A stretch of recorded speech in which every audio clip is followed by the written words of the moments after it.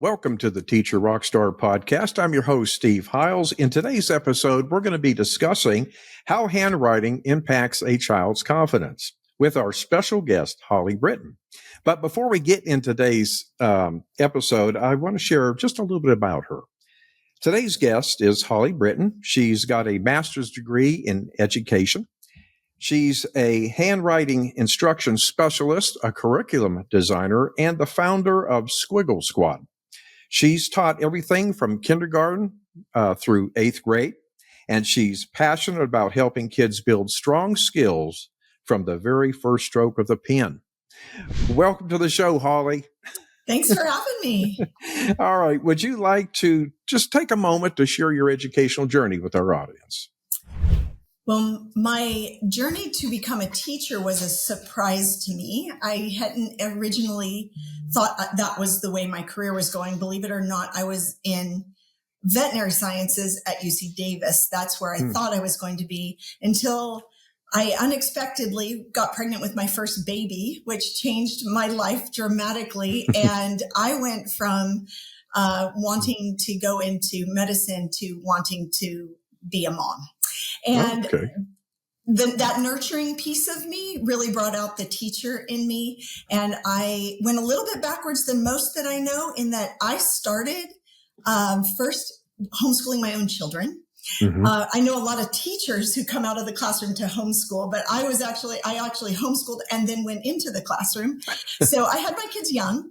And so it's given me a lot of time to have this sort of second career. And I've been involved in that, the better part of 20 years now. So I did go ahead, got my master's, my public teaching credential, and in that journey, recognized some of the shortcomings that we were experiencing in classroom settings and teaching in general. And so that's what got me on this whole idea of handwriting as a transcription skill that needs to be taught well from the beginning so that they have a tool going up the academic pipeline to use for learning and communicating. All right. Thank you. Thank you so much for sharing that. Well, let me go ahead and kick this off with, when was the last time you considered handwriting as more than just neatness? In other words, could it be, shaping how a child sees their own, intelligence? What's your take on that? I think my answer to that is twofold. One, I actually experienced it organically teaching my own 4 children. So hands-on, eyeball to eyeball, one-on-one, watching how writing and reading are inextricably intertwined and how much teaching those 2 skills well help each other form the brain and language centers of a child's learning journey. Mm-hmm. All the way up the pipeline, through high school. So then I found myself in a school where I was teaching in 3rd, 4th, and 5th grade. And so I got a really nice spread of different ages and genders of kids and their struggles. And it was probably there that I really realized that it wasn't so much that it was messy and that I didn't like the way it looked. It was way more important than that. I needed them to have that skill if I was going to teach them the higher level learning that the standards in the school and, dictate that we teach in those grades. And I just kept thinking they're missing a big piece of the puzzle and I need them to have that piece if I want them to keep improving.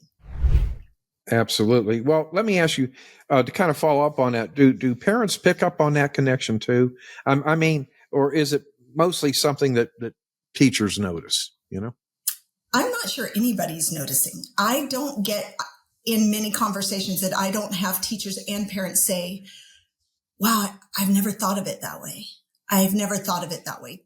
Typically this is what I get when people find out what I do. The first thing they say is, oh, you don't want to see my handwriting.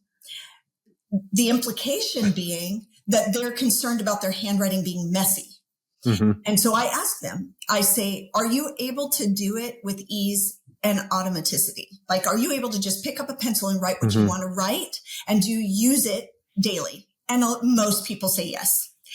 So we take for granted that we already know that and that we use it as a tool. So the first thing is that. The second thing is cursive. They automatically assume that if I say I'm into handwriting, they'll say something like, oh, it's terrible they don't teach cursive in school anymore. And I'll say, well, half the states are now mandating that teachers teach cursive, but I'd like for them to mandate that they teach handwriting explicitly from kindergarten, period, before they worry too much about a child's ability to do cursive. Because we haven't really thought what I think the assumption is that all kids are getting explicit instruction in letter formation and handwriting up the pipeline, and they're just not. It's been replaced with other things. So, so I don't think that there's a real connection yet of the importance of writing by hand as opposed to seeing the words on paper. I'm talking about the act, the physical act of kinesthetically moving through language that helps the brain process differently than it would if it were pressing keyboards or, that's a whole nother topic. But yes, it helps us think differently. Okay. If a student, Holly, struggles with handwriting, okay, how might that frustration spill over in how they participate in other lessons like math and science? It really depends on the age of the kiddo, how much a struggle handwriting is for him or her, and what the teacher's requiring of them. So I see this early. I work mostly with preschool through first grade kids. Mm-hmm. And what I see in the classroom is that early frustration happens when a teacher asks too much of a student in the way of writing without attention to their inability to actually write letters. So we haven't taken it from the working memory part of the little one's brain to the automatic part. So they want them to formulate a sentence and write maybe a creative thought, but the kid is still trying to work on how to make the letters on the paper and spell the word correctly. So you are gumming up the working memory. So the teacher has this much higher expectation of the child. The child is trying to meet that, but they are like, it's like putting a ladder up in front of them and taking off the first 4 rungs and saying, now I want you to climb to the top. Yeah. And the student's trying to reach that 4th rung, but they're just not tall enough. And so the frustration starts there. And I have found the biggest gap, if I'm going to be, just pin it down, is between kinder and first grade. The expectation of what a kinder should know by the time they leave and the expectation of what a first grader should be doing when they start is a chasm that a lot of kids can't bridge. Wow. That is amazing. Now, are there small shifts that we can make in the moment to keep kids engaged? 100%. And the good news is it's not hard.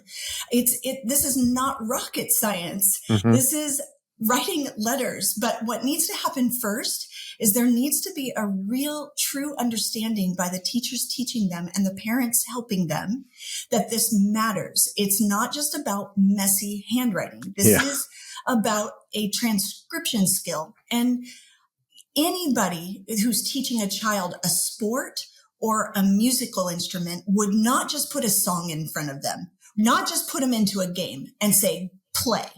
Yeah. There's a lot of steps in between that first game and the drills that you do in school. And so we need to give those kids, it is first and foremost a motor skill.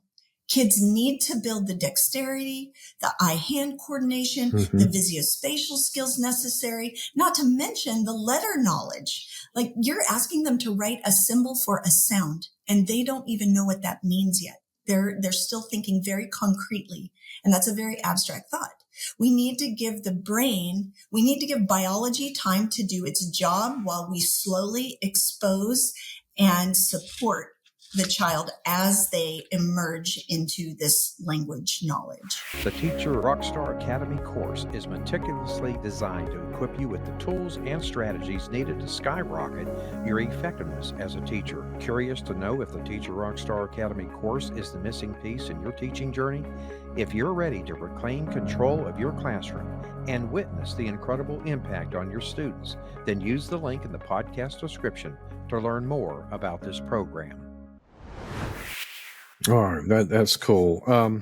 Now, let me ask you this. Could grading or commenting on written work without addressing handwriting skills unintentionally chip away at a student's confidence? Yes. And moreover, and maybe worse, it detracts from the actual learning objective that you are trying to help your kid learn. So the first thing you need to ask yourself as a teacher or parent is, what is my end goal with this lesson, with this, in this quarter of school, in this semester? What do I want to see my little ones accomplish? And then what are the incremental steps that I'm going to do to get there? And if my goal requires them write by hand, then we need to first make sure that they can write by hand. And if it doesn't, then let's think of other modalities to teach that objective that does not require that higher expectation of handwriting, which is much, much harder than learning to read or speak. You know, it's a higher level learning. So we just need to let that grow into the child and separate. And this is what my product does differently than anything else. We separate motor skill from letter learning until the kiddo is cognitively ready, physically ready to put that all together. Okay. So what is the right balance between, pushing for improvement, but yet not jeopardizing a child's confidence? Yeah, that's great. First of all, you recognize them for what they can do, and they are praised and encouraged for what they can do. And then it's up to us to give that next incremental challenge that we know they can accomplish without, yes, with struggle. That's a thing, and it's important, but not with so much failure that they believe they can't. So Absolutely. It is really up to us to evaluate and observe where that child is and meet them where they're at. Give them, that's what we talk about in school when we use that word differentiation, which gets thrown around way too much. But the idea is, I know I'm going to have these kids that are taking a little bit longer to get up to where I want them to be. Then I have my middle group, and then I have my high end group.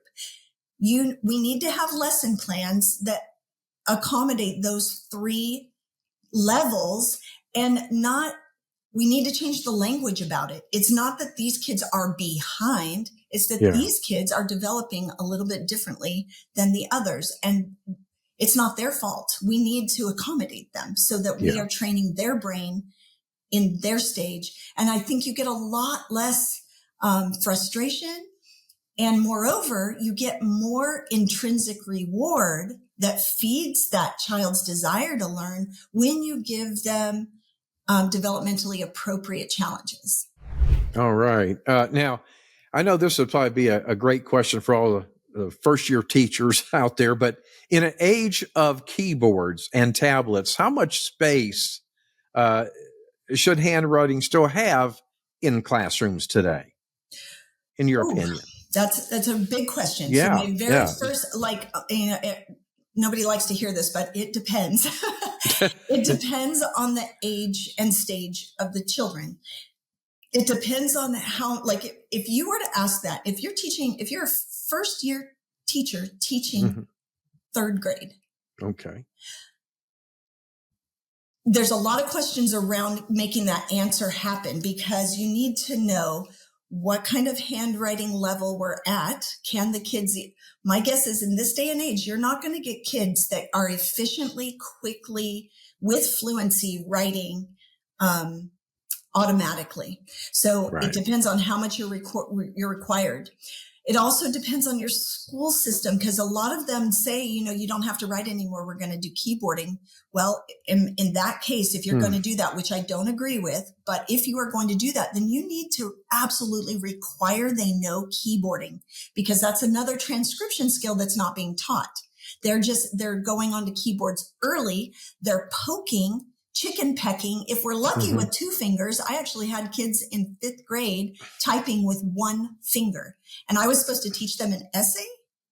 It's not going to happen. So transcription skill in general is very weak in terms of our pedagogy and methodologies for imparting those skills to our kids. And so the upper level teachers are having a much harder time.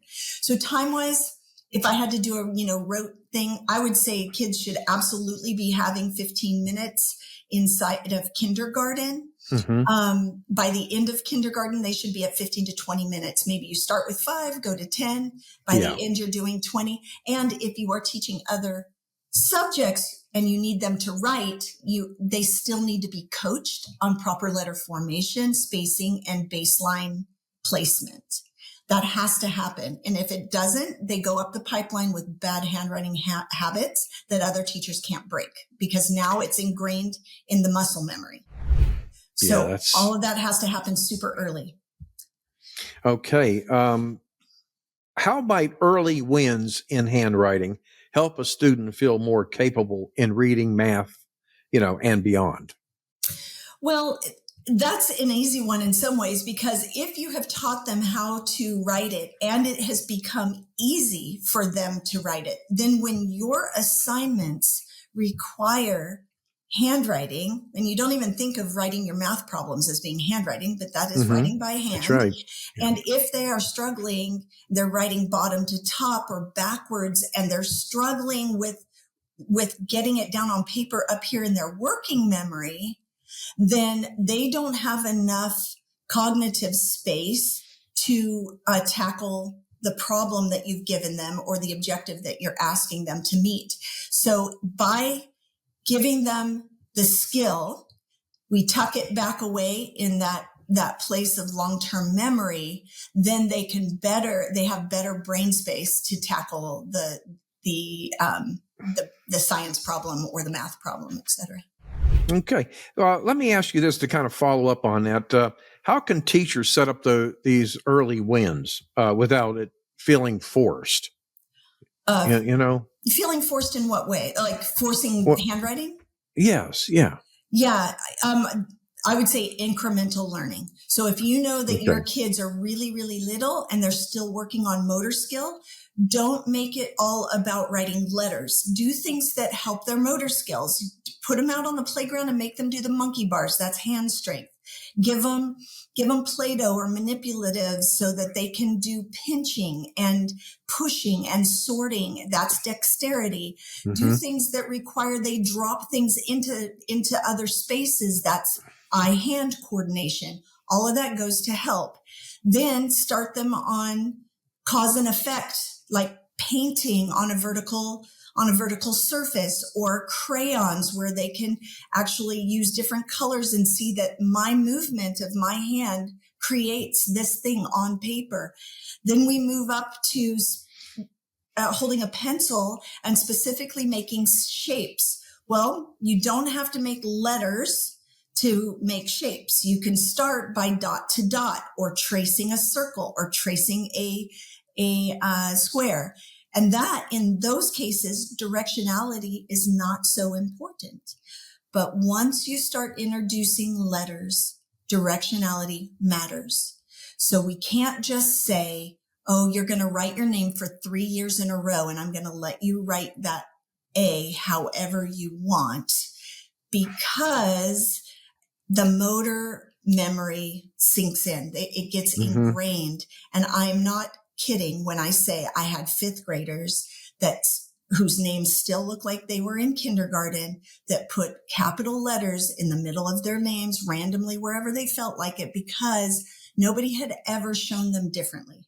They were told in preschool that they were doing a good job, and they never changed going up the pipeline. But it's not just their name. It's all letters, which really detracts from a child's fluid flowing motion. And if my hand doesn't flow, it's very hard for my thoughts to flow.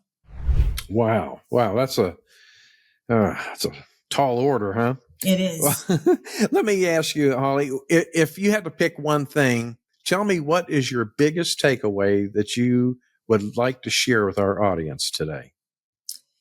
I know there's probably a million of them, but if you could just pick one, what would it be? I think it would be that handwriting matters, and it's more than a sloppy writing issue. And if you tell a sloppy writer to write better, they are not going to be able to change if you don't tell them how. If you don't tell them why their sloppy writing is sloppy or why it even matters. I mean, really, like if it's a style issue, then we shouldn't be having this conversation. But it's so much more than a style issue. This is a learning issue. This is a literacy issue. This is a communication issue.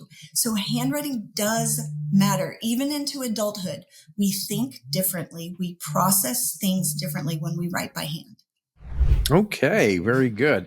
Now, how can folks connect with you if they want to reach out and find a little bit more about the Squiggle Squad? Sure.